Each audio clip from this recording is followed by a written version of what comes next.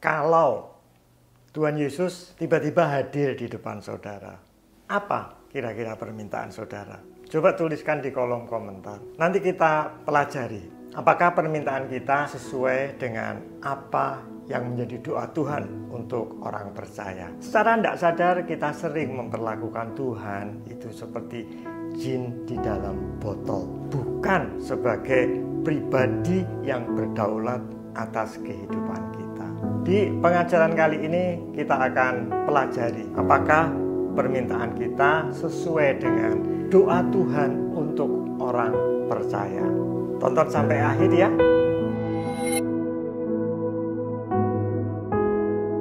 Orang percaya, saudara, termasuk juga saya, senang bila ada orang yang mendoakan. Permasalahan kita bisa selesai, hutang-hutang kita bisa lunas, karir kita meningkat tajam. Kita yang sakit minta supaya kita bisa disembuhkan. Keluarga-keluarga yang berantakan minta supaya ada pemulihan. Doa-doa itu tidak salah Bapak Ibu Saudara. Tapi ada satu doa yang sering kita lupakan. Justru ini adalah doa yang sangat penting yang diucapkan oleh Yesus sendiri kepada salah seorang muridnya. Mari saya bacakan Lukas 22 ayatnya yang ke-32. Begini bunyi firman Tuhan. Tetapi aku, Yesus, telah berdoa untuk engkau supaya imanmu jangan gugur, dan engkau, jikalau engkau sudah insaf, kuatkanlah saudara-saudaramu.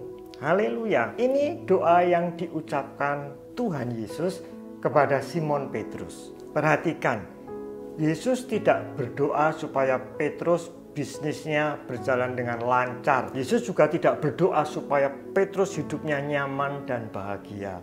Tuhan juga tidak berdoa supaya Petrus tetap sehat sehingga dia mempunyai umur yang panjang. Satu yang didoakan Yesus, supaya imannya tidak gugur. Bapak Ibu Saudara, kita hidup di akhir dari zaman akhir. Tentu ada banyak godaan, ada banyak hal-hal yang membuat iman kita bisa gugur. Kita boleh mengalami kebangkrutan, kehilangan pekerjaan, sakit penyakit yang tidak kunjung sembuh, mengalami kesesakan, bahkan mungkin ditinggalkan orang-orang yang kita kasihi, dan banyak hal lain yang tidak menyenangkan. Kalau iman kita kuat, iman kita tetap teguh, kita bisa melewati semuanya itu. Dan kita bisa mencapai garis akhir kehidupan kita dengan iman percaya yang tidak tergoyahkan. Nah, bagaimana supaya iman kita tetap teguh? Hal yang pertama, yang paling penting adalah firman Tuhan. Saya bacakan Matius 4 ayat yang keempat. Begini bunyi firman Tuhan. Tetapi Yesus menjawab, ada tertulis, manusia hidup bukan dari roti saja, tetapi dari setiap firman yang keluar dari mulut Allah. Firman ini diucapkan Yesus ketika dia mengalami pencobaan di padang gurun setelah dia berpuasa 40 hari. Ketika Yesus dicobai oleh iblis, dia tidak menengking supaya iblis itu enyah dari hadapannya. Tetapi dia memperkatakan firman Tuhan untuk melumpuhkan serangan iblis itu.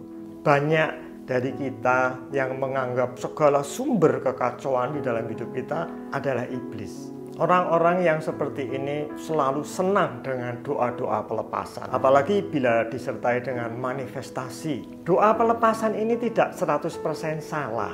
Tapi apabila sumber atau akar permasalahannya adalah dari dalam diri kita sendiri, yaitu karakter kita, didoakan 1000 kali pun sampai mulut pendoanya berbusa-busa, tidak akan berubah saudara. Kalau akar permasalahannya ada di dalam diri kita, hanya satu yang bisa memulihkan, yaitu firman Tuhan. 2 Timotius 3 ayat yang ke-16. Segala tulisan yang diilhamkan Allah memang bermanfaat untuk mengajar, untuk menyatakan kesalahan, untuk memperbaiki kelakuan, dan untuk mendidik orang di dalam kebenaran.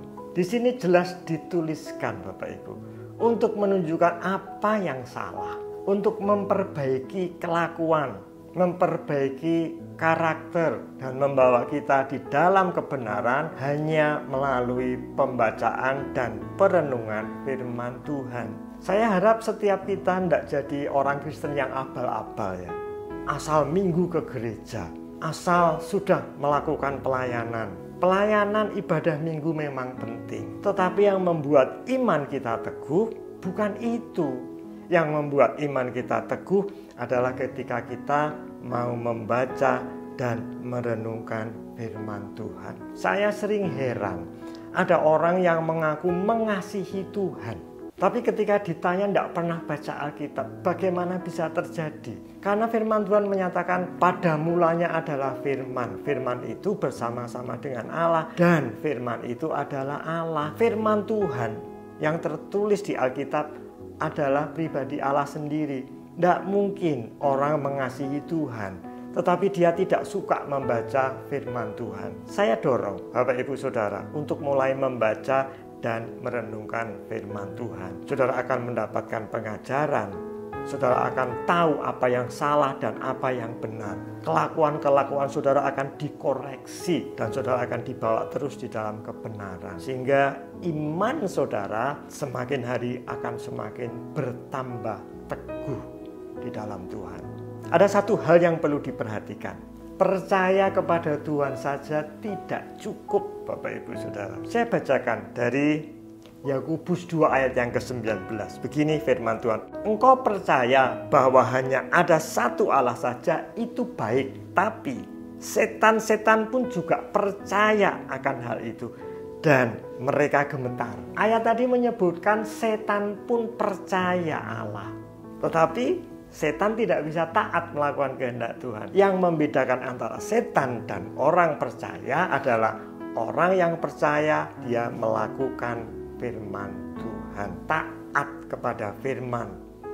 Sebagai ayat penutup, saya bacakan Filipi 1 ayat yang ke-27. Hanya hendaklah hidupmu berpadanan dengan Injil Kristus, supaya apabila aku datang, aku melihat, dan apabila aku tidak datang, aku mendengar bahwa kamu teguh berdiri di dalam satu roh dan sehati sejiwa berjuang untuk iman yang timbul dari berita Injil. Jadi kesuksesan orang percaya bukan karena jabatannya semakin tinggi atau cuan yang didapatkan semakin banyak atau kesehatannya semakin prima, tetapi kesuksesan hidup orang percaya menurut ayat ini adalah hidup yang berpadanan dengan Injil Kristus. Dia yang taat melakukan apa yang menjadi perintah-perintah Tuhan. Mari saudara, saya dorong baca dan renungkan firman Tuhan.